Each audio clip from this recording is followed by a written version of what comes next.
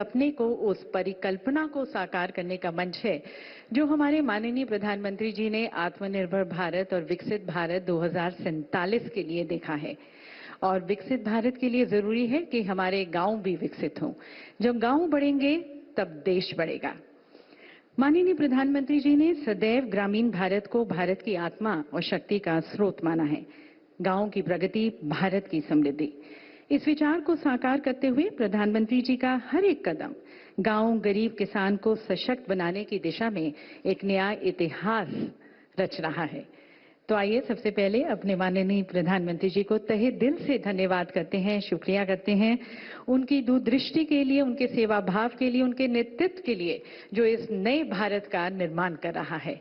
और इसके लिए मैं निवेदन करती हूं हमारे चेयरमैन नाबार्ड श्री शाहजी केवी जी को कि वह प्रधानमंत्री जी को हम सभी की तरफ से एक विशेष शॉल, साथ में पुष्पगुच्छ और एक विशेष स्मृति चिन्ह उपहार स्वरूप प्रधानमंत्री जी को भेंट कर उनका अभिवादन करें। देवी सज्जनों, माननीय प्रधानमंत्री जी को कथुआ जम्मू कश्मीर की बसौली पश्मीना शॉल भेंट की जा रही है जो अपनी कोमलता, गर्माहट और जटिल डिजाइन के लिए जानी जाती है और बसौली पश्मीना अपने सांस्कृतिक महत्व के लिए भी जानी जाती है। और अब प्रधानमंत्री जी को अरुणाचल प्रदेश के तिरप, लोंगडिन और चांगलांग जिलों की वांचू जनजाति की लकड़ी की शिल्प कलाकृति भेंट की जा रही है। देवी सज्जनों, ये जीआई प्रोडक्ट है। यह लकड़ी की नक्काशी न केवल अपने धार्मिक महत्व के लिए बल्कि अपने सौंदर्य मूल्यों के लिए भी प्रसिद्ध है और माना जाता है कि ये गढ़ी हुई मानव मूर्तियां बुरी ताकतों से सुरक्षा प्रदान करती हैं।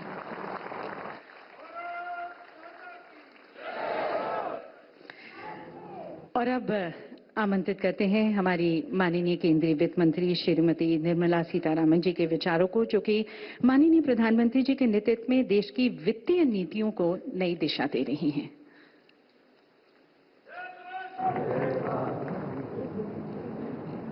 आप सबको मेरा नमस्कार। माननीय प्रधानमंत्री जी और काउंसिल ऑफ मिनिस्टर्स में मेरे साथी पंकज चौधरी जी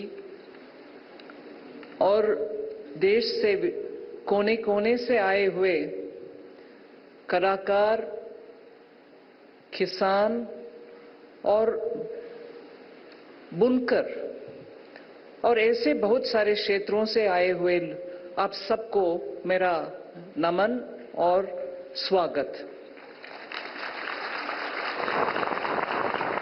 माननीय प्रधानमंत्री जी, आपके डायरेक्शन और गाइडेंस को लेकर के हम 2014 से ग्रामीण क्षेत्र उन्नति के लिए बहुत काम कर रहे हैं। विविध स्कीम के द्वारा आप ग्रामीण क्षेत्र में जो लोग हैं, जहां आप 4 वर्ग बोल रहे हैं, गरीब, युवा, किसान और अन्नदाता और नारी, चारों के लिए बहुत ही सारे स्कीम्स के द्वारा उनके आर्थिक प्रगति के लिए आपने बहुत काम कर रहे हैं और स्कीम्स को लागू करने वाले बहुत सारे डिपार्टमेंट्स के द्वारा भी काम हो रहा है। मगर प्रमुखता उनके हाथ में बिजनेस बढ़ाने के लिए और उनका खेती का काम बढ़ाने के लिए ज्यादातर डायरेक्टली उनसे ताल्लुक रखने वाले बैंक्स हैं। और हमारे बैंकों के द्वारा आज मैं आपके सामने ये गर्व से रखना चाहती हूं, 16 ऐसे क्षेत्रों में बैंकों के द्वारा सैचुरेशन का कार्यक्रम भी चल रही है। सैचुरेशन का कार्यक्रम मतलब उन क्षेत्र में बैंकों के द्वारा, चाहे वो पीएम मुद्रा स्कीम हो, पीएम आवास योजना हो या स्वनिधि योजना हो, ऐसे बहुत सारे स्कीम्स के द्वारा जिनको कोलैटरल फ्री लोन मिलना चाहिए, उनको वो स्कीम के द्वारा पैसा मिले। इसके लिए सैचुरेशन के एक मंत्र को लेकर के इन क्षेत्रों में जाकर के बैंक सभी के द्वारा उन इलाकों में सबको क्रेडिट मिलने का कार्यक्रम बैंकों ने कर रहे हैं। आज का इस कार्यक्रम के द्वारा हम 4 ऐसे प्रमुख क्षेत्र को प्रामुख्यता देना चाहते हैं और उनको दिल्ली तक बुला करके उनसे स्टॉल्स लगवा करके पूरे सप्ताह, इस सप्ताह पूरे सभी राजधानी में रहने वाले लोग आकर के उन चीजों से परिचित हो और उनको खरीदने को मन करता है तो खरीदने का एक मौका दे रहे हैं। इसमें जीआई टैग, भौगोलिक संकेत बोलते हैं शायद, जीआई टैग जिनको मिला है, इस देश में 650 से ज्यादा जीआई टैग का 2003 से लेकर के आज तक मिला हुआ है। 2003 से आज तक 650 से ज्यादा मिला है। उनमें से 50 ही इधर आ पाए हैं, मगर 50 के स्टॉल है। फिर इसके अलावा माननीय प्रधानमंत्री जी नेचुरल फार्मिंग का आप प्रामुख्यता देते हैं। हम उसमें ऑर्गेनिक जहां स्पेशलिटी प्रोडक्ट्स है उनको एक्सपोर्ट का सहायता भी हम करते हैं बैंक के द्वारा, उनको भी ले आते हैं, इधर उनका स्टॉल्स भी लगवाया गया है। तीसरी, वुमेन्स एम्पावरमेंट के लिए आपने बहुत सारे काम कर रहे हैं। ड्रोन दीदी हो, लखपति दीदी हो, एसएचजीज के द्वारा महिला का सशक्तिकरण का कार्यक्रम हो, ऐसे एफपीओस में आज महिला हो, फार्मर प्रोड्यूसर ऑर्गेनाइजेशंस में, और कोऑपरेटिव सोसाइटीज के द्वारा भी बहुत सारे महिला सशक्तिकरण के काम है और उसमें आपका बहुत बजट के द्वारा भी प्रावधान किया गया है। महिला सशक्तिकरण का भी स्टॉल्स हैं इधर।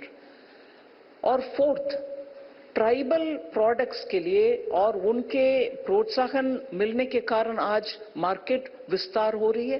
ट्राइबल प्रोडक्ट्स का भी इधर हम जगह दे रहे हैं, जिनको भी बैंक के सहूलियत मिल रही है। और लास्ट, नॉर्थ ईस्ट का प्रोडक्ट्स, नॉर्थ ईस्ट में से बहुत सारे जीआई टैग वाले प्रोडक्ट्स भी है, उनको भी बैंकों के द्वारा हम बहुत ही मदद दे रहे हैं, ब्रांडिंग का और पैकेजिंग का और एक्सपोर्ट का नया मार्केट ढूंढने का। इन सब में बैंकों का मदद भी है। और बैंक के द्वारा उनको जो सुविधा मिलती है उसमें कोलैटरल फ्री, क्योंकि माननीय प्रधानमंत्री जी पहले से बोल रहे हैं, छोटे उद्योग के लिए अगर उनको कोलैटरल देने का कोई ऐसे संपत्ति नहीं है, क्या उनको बैंक से ऋण नहीं मिल पाएगा? इस प्रश्न के लिए आप ही तो जवाब और प्रावधान किए हैं कि कोलैटरल फ्री के लिए सरकार के द्वारा गारंटी प्रावधान करिए, और उसके कारण आज छोटे उद्योगों को बैंक के द्वारा क्रेडिट मिल रही है। उस कारण उन लोगों का भी इधर हम प्रदर्शनी लगाने के लिए साहस कर रहे हैं। माननीय प्रधानमंत्री जी, आपके व्यस्तता के बीच में आप हमें समय दिए, इन कार्यक्रमों में भाग लेने के लिए आए और छोटे एक आध स्टॉल्स में अभी इधर आने से पहले रूबरू भी किए, उनसे उनके कला के बारे में बातचीत भी की आपने। इसके लिए मैं मेरा deepest from my bottom of my heart मैं आपको धन्यवाद कहना चाहती हूँ। आज का कार्यक्रम का शान आपने बढ़ाया, इसके लिए आपको मेरा धन्यवाद। जय हिंद, भारत माता की जय।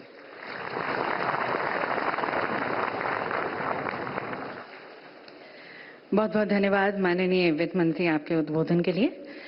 और देवी सज्जनों, जब हम आत्मनिर्भर ग्रामीण भारत के सपने को देखते हैं तो उसमें माननीय प्रधानमंत्री जी द्वारा शुरू की गई अनेक ग्रामीण योजनाओं की झलक स्पष्ट दिखाई देती है। तो अब देखते हैं एक फिल्म जो आपको उन पहलों, उन योजनाओं की झलक दिखाएगी जो वित्तीय समावेशन को और ग्रामीण भारत की आत्मनिर्भरता को बढ़ावा दे रही हैं। चाहे वो फिजिकल हाईवेज हो या ई हाईवेज हो, आधुनिक इंफ्रास्ट्रक्चर और डिजिटल क्रांति गांव को मुख्य धारा के साथ जोड़ रहे हैं और ये कनेक्टिविटी सभी के लिए अनंत संभावनाओं के द्वार खोल रही हैं। तो आइए देखते हैं इस बदलते हुए ग्रामीण भारत की तस्वीर एक फिल्म के माध्यम से। गांव, गरीब किसान की सर्वांगीण प्रगति, यह भारत सरकार का संकल्प है। बीते 10 वर्षों में प्रधानमंत्री श्री नरेंद्र मोदी के दूरदर्शी नेतृत्व में ग्रामीण भारत के सामर्थ्य से विकसित भारत के विजन को निरंतर ऊर्जा देने के लिए सतत और समग्र प्रयास किए गए हैं। आज भारत के गांव में सबसे तेज गति से सड़कें बन रही हैं। आज भारत के गांवों में तेज गति से ऑप्टिकल फाइबर बिछाया जा रहा है। आज भारत के गांवों में तेज गति से घर बन रहे हैं। शहरों के साथ साथ हमारे गांव में भी विकास के हर मार्ग पर कदम से कदम मिलाकर के चले, ये नए भारत की सोच भी है और नए भारत का संकल्प भी है। ग्रामीण भारत की 10 वर्षों की यात्रा बदलाव और सशक्तिकरण, आशाओं और आकांक्षाओं की यात्रा रही है। वित्तीय समावेशन इस परिवर्तन की आधारशिला रही है। प्रधानमंत्री जन धन योजना ने करोड़ों लोगों के लिए फॉर्मल बैंकिंग के दरवाजे खोले। डायरेक्ट बेनिफिट ट्रांसफर यानी डीबीटी के माध्यम से सब्सिडी और लाभ करोड़ों जरूरतमंदों तक सीधे पहुंच रहे हैं, बिना किसी बिचौलिए के, बिना किसी लीकेज के। हमारी नारी शक्ति इस ग्रामीण बदलाव का सक्षम नेतृत्व कर रही है। मुद्रा योजना और स्वयं सहायता समूहों के माध्यम से महिलाओं के कौशल और उद्यमिता को नए पंख मिले हैं और वे आज रोजगार, कारोबार से जुड़ने के साथ ही परिवार और ग्राम समाज के उज्जवल भविष्य का निर्माण कर रही हैं। मजबूत रूरल कनेक्टिविटी ने देश के दूर सुदूर इलाकों में भी नई जान फूंक दी है। प्रधानमंत्री ग्राम सड़क योजना के तहत बनी ग्रामीण सड़कों से लेकर सौभाग्य योजना के माध्यम से हर घर में बिजली पहुंचाने तक ऐसी कई पहलों ने गांव-गांव में नए अवसर बनाए हैं। भारत नेट से गांवों में हाई स्पीड इंटरनेट पहुंचा है, जिसके कारण शिक्षा, स्वास्थ्य सेवा और कॉमर्स अब सब बस एक क्लिक दूर है। नाबार्ड जैसी संस्थाओं के माध्यम से भारत सरकार ने ग्रामीण बुनियादी ढांचे में नई ऊर्जा भरी है। समृद्ध किसान और आधुनिक खेती से ही गांव की तरक्की संभव है। इसी सोच के साथ बीज से बाजार तक से जुड़े कदम उठाए गए हैं। परंपरागत कृषि विकास योजना जैसी योजनाएं किसानों को जैविक खेती अपनाने में मदद कर रही हैं। प्रधानमंत्री कृषि सिंचाई योजना के तहत जल संसाधनों के कुशल उपयोग को सुनिश्चित किया गया है। किसान क्रेडिट कार्ड के माध्यम से सस्ते ऋण से लेकर प्रधानमंत्री फसल बीमा योजना के तहत फसल बीमा तक वित्तीय सुरक्षा ग्रामीण भारत को समृद्ध बना रही है। ग्रामीण भारत आज उत्पादक भी है और वोकल फॉर लोकल भी। उत्तर पूर्व के सुदूर कोनों से लेकर जनजातीय भारत के हृदय तक सरकार सांस्कृतिक विरासत और आर्थिक अवसर को बढ़ावा दे रही है। असम की चाय और पोचमपल्ली साड़ियों जैसे कई जीआई टैग प्राप्त उत्पाद आज वैश्विक पहचान प्राप्त कर रहे हैं। इसी पृष्ठभूमि में ग्रामीण भारत महोत्सव 2025 नित नई ऊंचाइयों को हासिल करते हुए ग्रामीण भारत की शानदार यात्रा, उज्जवल कल और जीवंत संभावनाओं का उत्सव है। यह हमारी जड़ों का सम्मान करने का पर्व है, ताकि ग्रामीण भारत देश के तेज विकास की नव प्रेरणा बने। आइए हम सब इस गौरवपूर्ण यात्रा में शामिल हों और मिलकर ग्रामीण भारत को और आगे बढ़ाएं। तो दिविजनों, ये है हमारा सशक्त समृद्ध ग्रामीण भारत, जहां गांवों की ताकत शहरों की तरक्की के साथ कदम से कदम मिलाकर आगे बढ़ रही है। और माननीय प्रधानमंत्री जी ने न केवल ग्रामीण भारत को मुख्यधारा से जोड़ा है, बल्कि हर गांव, हर किसान, हर शिल्पकार, हर उद्यमी को आत्मनिर्भर भारत का अभिन्न हिस्सा बनाने की तरफ वे अथक प्रयास करते आए हैं। और आज माननीय प्रधानमंत्री जी का संबोधन न केवल हमारे किसानों, हमारी महिलाओं, हमारे सेल्फ हेल्प ग्रुप्स, हमारे शिल्पकारों, हमारे ग्रामीण समाज को एक नई दिशा देगा, बल्कि अपने सपनों को साकार करने की तरफ एक नई ऊर्जा भी देगा। तो यहाँ पर उपस्थित आप सभी की तरफ से मैं माननीय प्रधानमंत्री जी से करबद्ध होकर निवेदन करती हूँ, आप सभी की तालियों के बीच में प्रधानमंत्री जी से निवेदन करती हूँ कि आप हमारा मार्गदर्शन करें, अपने विचारों से हमें लाभान्वित करें, हमें अपना आशीर्वाद दें।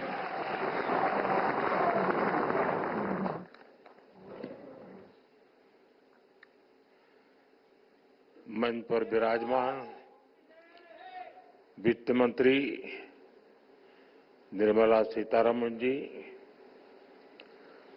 वित्त राज्य मंत्री पंकज चौधरी जी, यहां उपस्थित नाबार्ड के वरिष्ठ मैनेजमेंट के सदस्य, सेल्फ हेल्प ग्रुप के सदस्य, कोऑपरेटिव बैंक्स के सदस्य, किसान उत्पाद संघ एफपीओज के सदस्य, अन्य सभी महानुभाव, देवी और सज्जनों, आप सभी को वर्ष 2025 की बहुत बहुत शुभकामनाएं।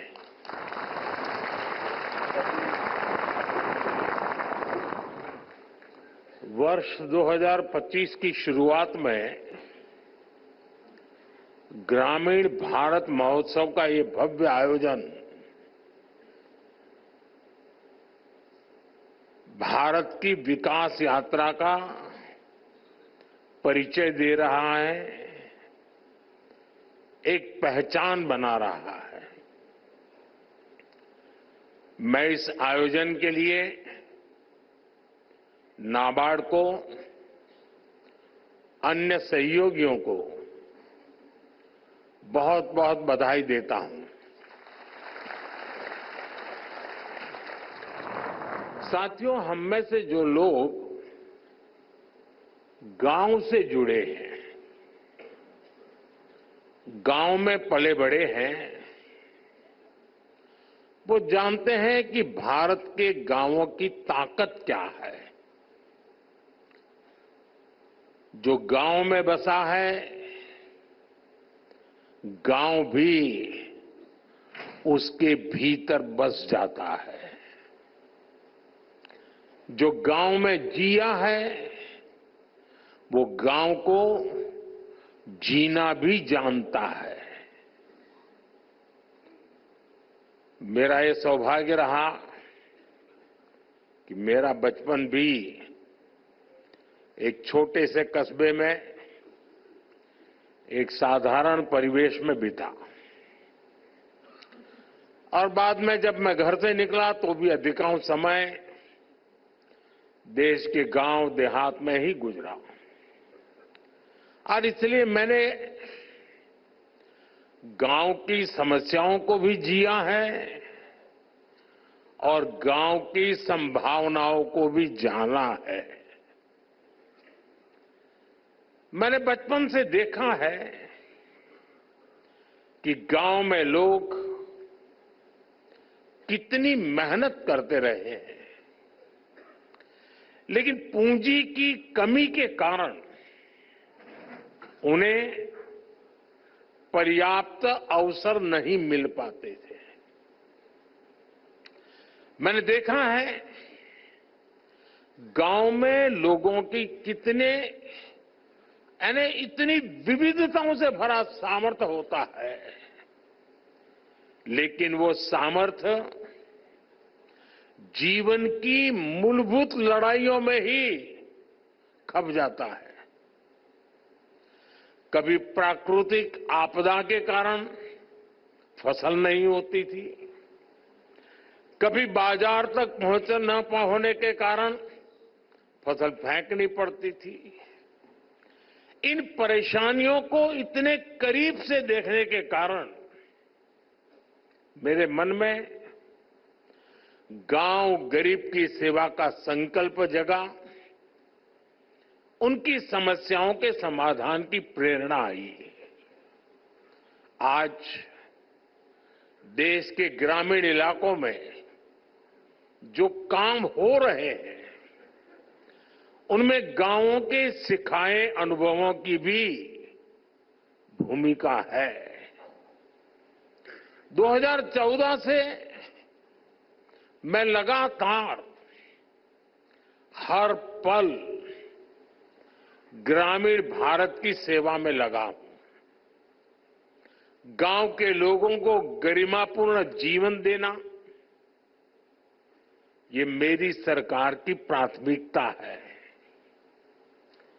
हमारा विजन है भारत के गांव के लोग सशक्त बने, उन्हें गांव में ही आगे बढ़ने के ज्यादा से ज्यादा अवसर मिले, उन्हें पलायन ना करना पड़े,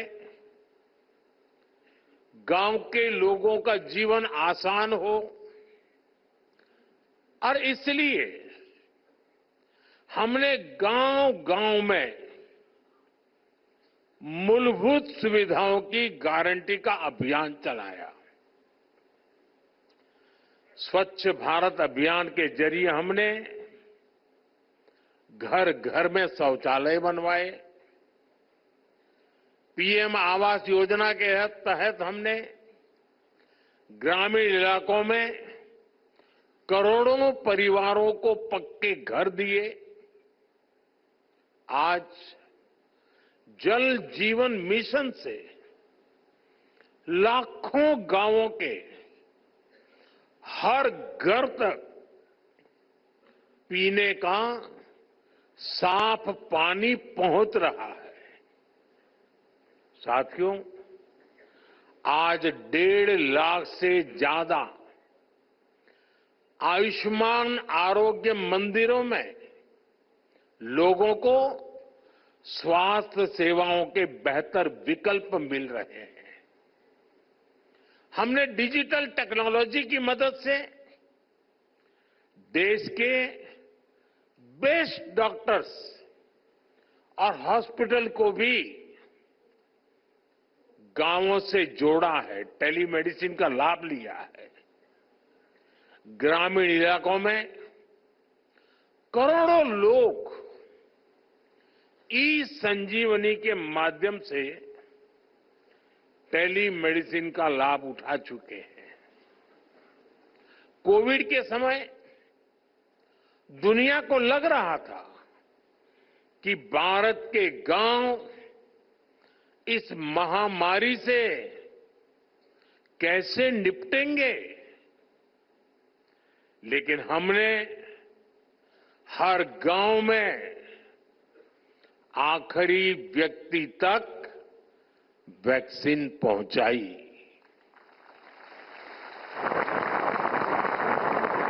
साथियों, ग्रामीण अर्थव्यवस्था की मजबूती के लिए बहुत आवश्यक है कि गांव में हर वर्ग को ध्यान में रखते हुए आर्थिक नीतियां बने। मुझे खुशी है कि पिछले 10 साल में हमारी सरकार ने गांव के हर वर्ग के लिए विशेष नीतियां बनाई हैं, निर्णय लिए हैं। 2-3 दिन पहले ही कैबिनेट ने पीएम फसल बीमा योजना को 1 वर्ष अधिक तक जारी रखने की मंजूरी दे दी।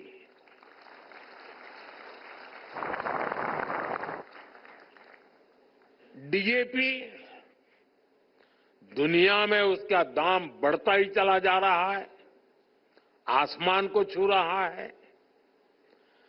अगर वो दुनिया में जो दाम चल रहे हैं, अगर उस हिसाब से हमारे देश के किसान को खरीदना पड़ता तो वो बोझ में ऐसा दब जाता, किसान कभी खड़ा ही नहीं हो सकता।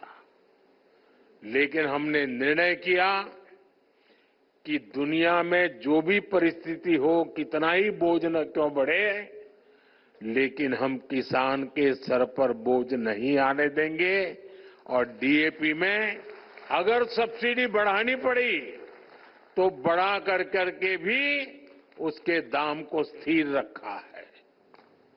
हमारी सरकार की नीयत, नीति और निर्णय ग्रामीण भारत को नई ऊर्जा से भर रहे हैं। हमारा मकसद है कि गांव के लोगों को गांव में ही ज्यादा से ज्यादा आर्थिक मदद मिले। गांव में वो खेती भी कर पाए और गांवों में रोजगार, स्वरोजगार के नए मौके भी बने। इसी सोच के साथ पीएम किसान सम्मान निधि से किसानों को करीब 3 लाख करोड़ रुपए की आर्थिक मदद दी गई है।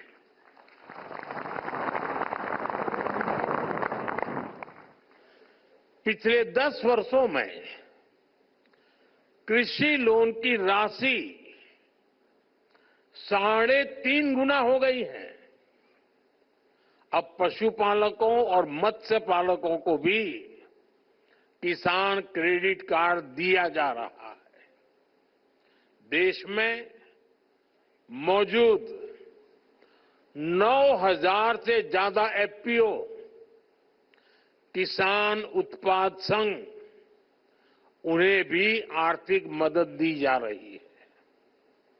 हमने पिछले 10 सालों में कई फसलों पर निरंतर एमएसपी भी बढ़ाई है। साथियों, हमने स्वामित्व योजना जैसे अभियान भी शुरू किए हैं, जिनके जरिए गांव के लोगों को प्रॉपर्टी के पेपर्स मिल रहे हैं। पिछले 10 वर्षों में एमएसएमई को भी बढ़ावा देने वाली कई नीतियां लागू की गई हैं। उन्हें क्रेडिट लिंक गारंटी स्कीम का लाभ दिया गया है। इसका फायदा 1 करोड़ से ज्यादा ग्रामीण एमएसएमईज को भी मिला है। आज गांव के युवाओं को मुद्रा योजना, startup India, stand up India जैसी योजनाओं से ज्यादा मदद मिल रही है। साथियों, गांवों की तस्वीर बदलने में कोऑपरेटिव्स का बहुत बड़ा योगदान रहा है। आज भारत सहकार से समृद्धि का रास्ता तय करने में जुटा है। इसी उद्देश्य से 2021 में अलग से नया सहकारिता मंत्रालय का गठन किया गया। देश के करीब 70,000 पैक्स को कंप्यूटराइज भी किया जा रहा है।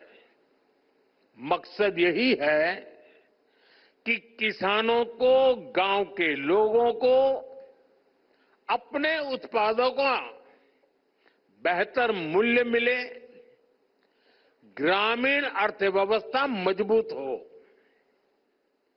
साथियों, कृषि के अलावा भी हमारे गांव में अलग अलग तरह की पारंपरिक कला और कौशल से जुड़े हुए कितने ही लोग काम करते हैं। अब जैसे लोहार है, सुथार है, कुम्हार है, ये सब काम करने वाले ज्यादातर लोग गांव में ही रहते हुए आए। रूरल इकोनॉमी और लोकल इकोनॉमी में इनका बहुत बड़ा कंट्रीब्यूशन रहा है। लेकिन पहले इनकी भी लगातार उपेक्षा हुई। अब हम उन्हें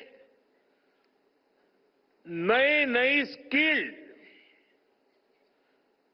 उसमें ट्रेन करने के लिए, नए उत्पाद तैयार करने में लिए, उनका सामर्थ्य बढ़ाने के लिए, सस्ती दरों पर मदद देने के लिए विश्वकर्मा योजना चला रहे हैं। ये योजना देश के लाखों विश्वकर्मा साथियों को आगे बढ़ने का मौका दे रही है। साथियों, जब इरादे नेक होते हैं, नतीजे भी संतोष देने वाले होते हैं।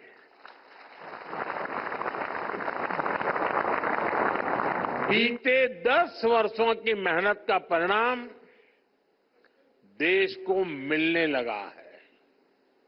अभी कुछ दिन पहले ही देश में एक बहुत बड़ा सर्वे हुआ है और इस सर्वे में कई महत्वपूर्ण तथ्य सामने आए हैं।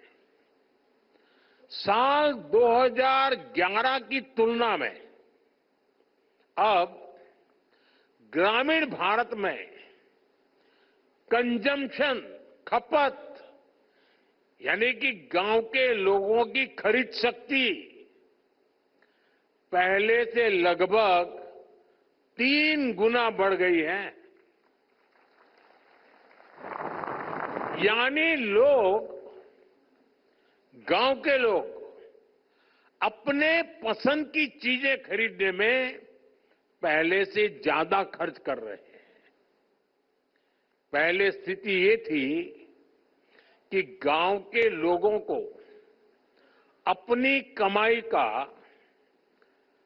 50% से ज्यादा हिस्सा, आधे से भी ज्यादा हिस्सा खाने पीने पर खर्च करना पड़ता था। लेकिन आजादी के बाद पहली बार ऐसा हुआ है कि ग्रामीण इलाकों में भी खाने पीने का खर्च 50% से कम हुआ है और जीवन की चीजें खरीदने की तरफ खर्चा बढ़ा है। इसका मतलब है लोग अपने शौक की, अपनी इच्छा की, अपनी आवश्यकता की जरूरत की और चीजें भी खरीद रहे हैं, अपना जीवन बेहतर बनाने पर खर्च कर रहे हैं। साथियों, इसी सर्वे में एक और बड़ी अहम बात सामने आई है। सर्वे के अनुसार शहर और गांव में होने वाली खपत का अंतर कम हुआ है। पहले शहर का एक प्रति परिवार जितना खर्च करके खरीद करता था और गांव का व्यक्ति जो करता था, बहुत फासला था। अब धीरे धीरे गांव वाला भी शहर वालों की बराबरी करने में लग गया है। हमारे निरंतर प्रयासों से अब गांव और शहरों का ये अंतर भी कम हो जा रहा है। ग्रामीण भारत में सफलता की ऐसी अनेक गाथाएं हैं जो हमें प्रेरित करती है। साथियों, आज जब मैं इन सफलताओं को देखता हूं तो ये भी सोचता हूं कि ये सारे काम पहले की सरकारों के समय भी तो हो सकते थे। मोदी का इंतजार करना पड़ा क्या?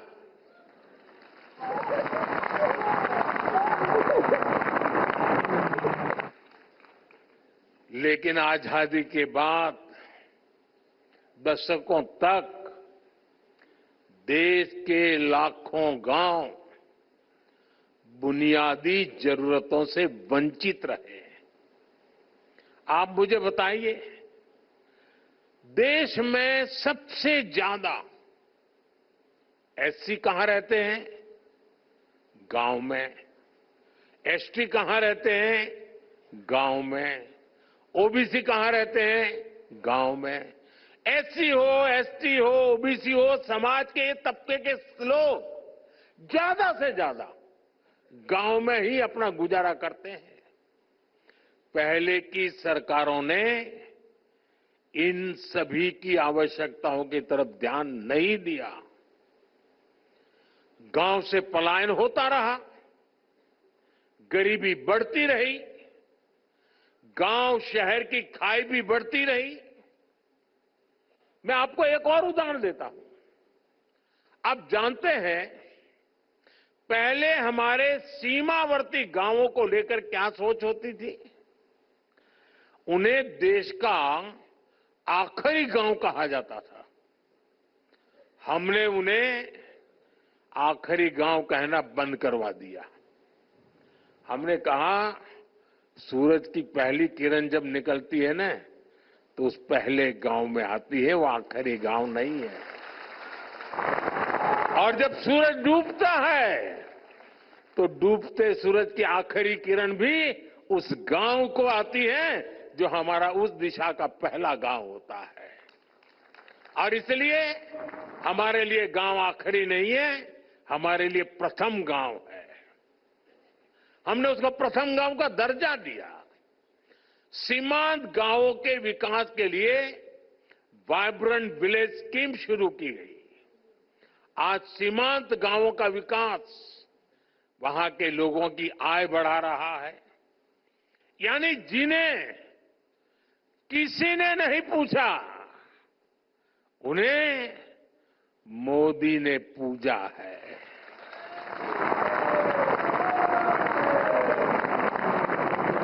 हमने आदिवासी आबादी वाले इलाकों के विकास के लिए पीएम जनधन योजना शुरू की। जो इलाके दशकों से विकास से वंचित थे, उन्हें अब बराबरी का हक मिल रहा है। पिछले 10 साल में हमारी सरकार द्वारा पहले की सरकारों की अनेक गलतियों को सुधारा गया है।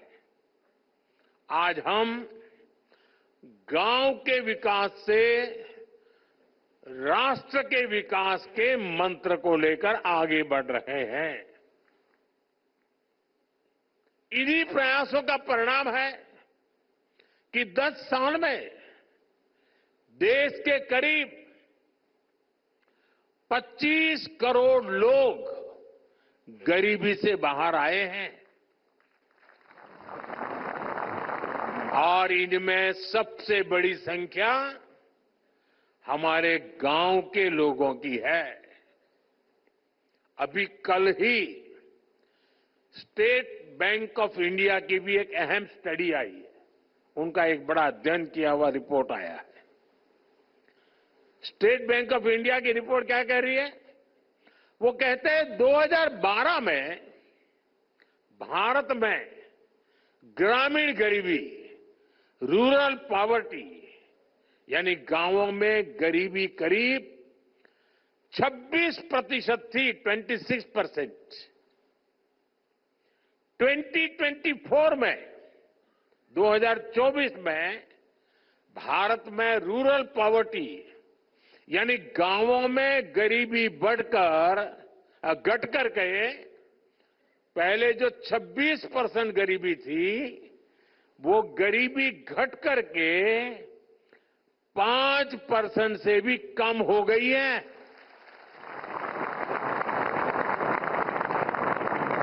हमारे यहां कुछ लोग दशकों तक गरीबी हटाओ के नारे देते रहे। आपके गांव में जो 70-80 साल के लोग होंगे, उनको पूछना, जब वो 15-20 साल के थे तब से सुनते आए हैं गरीबी हटाओ, गरीबी हटाओ। 80 साल के हो गए।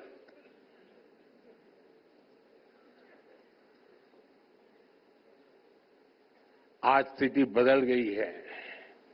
अब देश में वास्तविक रूप से गरीबी कम होना शुरू हो गई है।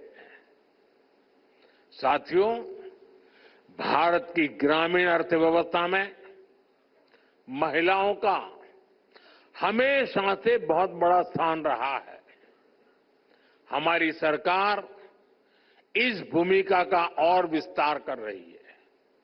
आज हम देख रहे हैं गांव में बैंक सखी और बीमा सखी के रूप में महिलाएं ग्रामीण जीवन को नए सिरे से परिभाषित कर रही है। मैं एक बार एक बैंक सखी को मिला, सब बैंक सखियों से बात कर रहा था, तो एक बैंक सखी ने कहा वो गांव के अंदर रोजाना 50 लाख, 60 लाख, 70 लाख रुपए का कारोबार करती है। तो मैंने कहा कैसे? नहीं, बोले सुबह 50 लाख रुपए लेके निकलती हूं। मेरे देश के गांव में एक बेटी अपने थैले में 50 लाख रुपया लेकर के घूम रही हैं, ये भी तो मेरे देश का नया रूप है। गांव-गांव में महिलाएं सेल्फ हेल्प ग्रुप के जरिए नई क्रांति कर रही हैं। हमने गांवों की 1,15,00,000 महिलाओं को लखपति दीदी बनाया है। और लखपति दीदी का मतलब ये नहीं कि एक बार 1 लाख रुपया, हर वर्ष 1 लाख रुपया से ज्यादा कमाई करने वाली मेरी लखपति दीदी। हमारा संकल्प है कि हम 3 करोड़ महिलाओं को लखपति दीदी बनाएंगे। दलित, वंचित, आदिवासी समाज की महिलाओं के लिए हम विशेष योजनाएं भी चला रहे हैं। साथियों, आज देश में जितना रूरल इंफ्रास्ट्रक्चर पर फोकस किया जा रहा है, उतना पहले कभी नहीं हुआ। आज देश के ज्यादातर गांव हाईवेज, एक्सप्रेसवे और रेलवेज के नेटवर्क से जुड़ रहे हैं। प्रधानमंत्री ग्राम सड़क योजना के तहत 10 साल में ग्रामीण इलाकों में करीब 4 लाख किलोमीटर लंबी सड़कें बनाई गई हैं। डिजिटल इंफ्रास्ट्रक्चर के मामले में भी हमारे गांव 21वीं सदी के आधुनिक गांव बन रहे हैं। हमारे गांव के लोगों ने उन लोगों को जुठला दिया है जो सोचते थे कि गांव के लोग डिजिटल टेक्नोलॉजी अपना नहीं पाएंगे। मैं यहां देख रहा हूं सब लोग मोबाइल फोन से वीडियो उतार रहे हैं, सब गांव के लोग हैं। आज देश में 94% से ज्यादा ग्रामीण परिवारों में टेलीफोन या मोबाइल की सुविधा है। गांव में ही बैंकिंग सेवाएं और यूपीआई जैसी वर्ल्ड क्लास टेक्नोलॉजी उपलब्ध है। 2014 से पहले हमारे देश में 1 लाख से भी कम कॉमन सर्विस सेंटर्स थे। आज इनकी संख्या 5 लाख से भी ज्यादा हो गई है। इन कॉमन सर्विस सेंटर्स पर सरकार की दर्जनों सुविधाएं ऑनलाइन मिल रही हैं। ये इंफ्रास्ट्रक्चर गांव को गति दे रहा है, वहां के रोजगार के मौके बना रहा है और हमारे गांवों को देश की प्रगति का हिस्सा बना रहा है। साथियों, यहां नाबार्ड का वरिष्ठ मैनेजमेंट है। आपने सेल्फ हेल्प ग्रुप से लेकर किसान क्रेडिट कार्ड जैसे कितने ही अभियानों की सफलता में अहम रोल निभाया है। आगे भी देश के संकल्पों को पूरा करने में आपकी अहम भूमिका होगी। आप सभी एफपीओ किसान उत्पाद संघ की ताकत से परिचित हैं। एफपीओ की व्यवस्था बनने से हमारे किसानों को अपनी फसलों का अच्छा दाम मिल रहा है। हमें ऐसे और एफपीओ बनाने के बारे में सोचना चाहिए, उस दिशा में आगे बढ़ना चाहिए। आज दूध का उत्पादन किसानों को सबसे ज्यादा रिटर्न दे रहा है। हमें अमूल के जैसे 5-6 और कोऑपरेटिव्स बनाने के लिए काम करना होगा, जिनकी पहुंच पूरे भारत में हो। इस समय देश प्राकृतिक खेती, नेचुरल फार्मिंग का उसको मिशन मोड में आगे बढ़ा रहा है। हमें नेचुरल फार्मिंग के इस अभियान से ज्यादा से ज्यादा किसानों को जोड़ना होगा। हमें हमारे सेल्फ हेल्प ग्रुप्स को, लघु और सूक्ष्म उद्योगों को एमएसएमई से जोड़ना होगा। उनके सामानों की जरूरत सारे देश में है, लेकिन हमें इनकी ब्रांडिंग के लिए, इनकी सही मार्केटिंग के लिए काम करना होगा। हमें अपने जीआई प्रोडक्ट्स की क्वालिटी, उनकी पैकेजिंग और ब्रांडिंग पर भी ध्यान देना होगा। साथियों, हमें रूरल इनकम को डाइवर्सिफाई करने के तरीकों पर काम करना है। गांव में सिंचाई कैसे अफोर्डेबल बने, माइक्रो इरिगेशन का ज्यादा से ज्यादा कैसे प्रसार हो, वन ड्रॉप मोर क्रॉप, इस मंत्र को हम कैसे साकार करें। हमारे यहां ज्यादा से ज्यादा सरल ग्रामीण क्षेत्र के रूरल एंटरप्राइज क्रिएट हो, नेचुरल फार्मिंग के अवसरों का ज्यादा से ज्यादा लाभ रूरल इकोनॉमी को मिले। आप इस दिशा में टाइम बाउंड मैनर में काम करें। साथियों, आपके गांव में जो अमृत सरोवर बना है, तो उसकी देखभाल भी पूरे गांव को मिलकर करनी चाहिए। इन दिनों देश में एक पेड़ मां के नाम अभियान भी चल रहा है। गांव के हर व्यक्ति इस अभियान का हिस्सा बने, हमारे गांव में ज्यादा से ज्यादा पेड़ लगे, ऐसी भावना जगाना बहुत जरूरी है।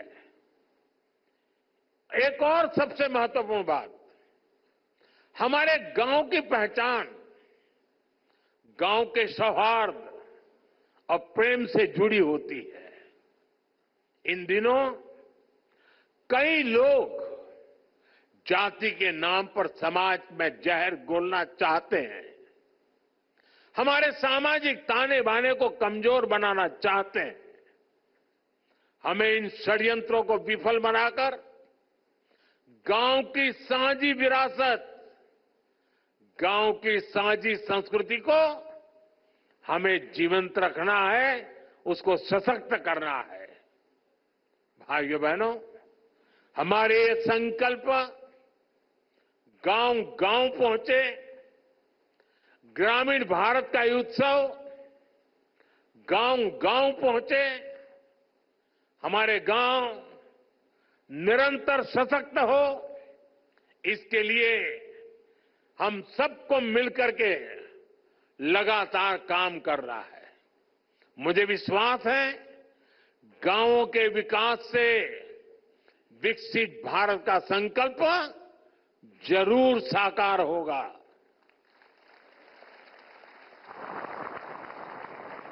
मैं अभी यहां जीआई टैग वाले जो लोग अपने अपने प्रोडक्ट लेकर के आए हैं, उसे देखने गया था।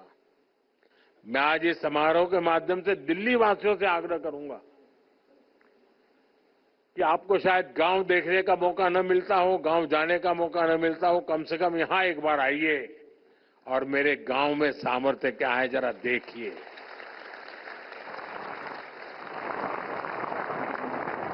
कितनी विविधताएं हैं, और मुझे पक्का विश्वास है जिन्होंने कभी गांव नहीं देखा है उनके लिए ये बहुत बड़ा अचरज बन जाएगा।